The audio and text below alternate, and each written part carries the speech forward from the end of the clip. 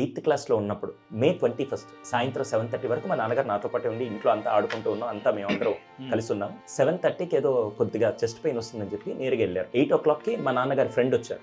మీ నాన్నగారు ఇలా ఐసీయూలో అడ్మిట్ అయి ఉన్నారు, రండి అన్నారు. ఇప్పుడు దాకా బాగానే ఉన్న ఐసీయూలో అడ్మిట్ అయ్యేదేంటి, మీకు ఏం అర్థం కావట్లేదు అంటే అప్పటికప్పుడు హడావిడికి వెళ్ళాం. 8:30కి హాస్పిటల్కి వెళ్ళిన తర్వాత రేకుల షెడ్లో పెట్టున్నారు. వెళ్ళంగానే నేను మా నాన్నని అప్పటిదాకా నాతో పాటు 1 hour బిఫోర్ నాతో పాటు ఉన్న నాన్న అప్పుడు బెడ్ మీద ఆక్సిజన్ మాస్క్ పెట్టుకుని ఉన్నారు. ఏంట్రా ఏమైందని అనుకునే లోపల నేను, అమ్మ, అన్నయ్య ముగ్గురం వచ్చిన తర్వాత వెంటనే ఆయన ఏం చేశారంటే ఇలా ఇలా అంటున్నారు, ఊపిరి ఆడట్లేదని చెప్తే పక్కనే నర్సుని పిలిచాం. నర్సు ఏం చేసిందంటే ఈ ఊపిరి ఆడట్లేదని చెప్తే ఈ మాస్క్ ఇలా తీసి ఓకే కొద్దిసేపు ఆగి మళ్ళీ వచ్చి పెడదాం అనుకుంది, ఏమో తెలియదు కానీ మాస్క్ ఇలా తీసి పక్కన పెట్టి వెళ్ళింది. 2 minutesకి నాన్నగారు చనిపోయారు. 8:45కి మా నాన్నగారు చనిపోయారు.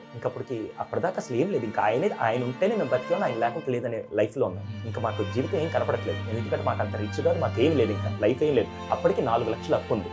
అప్పుడు బస్ పెట్టి ఇవన్నీ చాలా నష్టాలన్నీ జరిగాయి. చనిపోతే May 22 హాట్ సమ్మర్ సీజన్లో ఇప్పుడంటే శ్మశానంలో తీసుకెళ్ళడానికి వెహికల్స్ ఉంటాయి, అంటే మామూలుగా మనకి వెహికల్లో తీసుకెళ్తాం. అప్పట్లో వెహికల్స్ కూడా ఏం లేవు.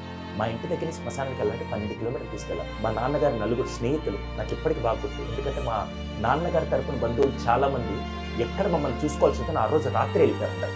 ఆ తర్వాత ఈ 4 స్నేహితులు వచ్చి పాడె కట్టి తీసుకెళ్తూ ఉంటే మేము కూడా వెళ్దామని వాళ్ళతో పాటు వెళ్తూ ఉంటే మా ఇంటి దగ్గర నుంచి 1.5 kilometer వెళ్ళంగానే ఆ పాడె కట్టిన తాళ్ళు ఊడిపోయి 6 అడుగులు ఎత్తు నుంచి మా నాన్నగారు అలాగే రోడ్డు మీద పడ్డారు. నడి రోడ్డు మీద శవాన్ని పెట్టి వైట్ క్లాత్ కప్పి 1.5 hour పాటు కూర్చున్నారు బతుకులు. తర్వాత 1.5 hour తర్వాత నేరుగా వచ్చి కొంతమంది మళ్ళీ పాడి గట్టి కట్టి అప్పుడు తీసుకెళ్ళి నాకు ఇప్పటికీ బాగా గుర్తు. 3-4 రోజుల పాటు రేషన్ బియ్యం ఇంత లావు బియ్యంలో పురుగులు వస్తే ఇంకేం లేక అవి వండుకొని తిన్న బతుకున్నారు.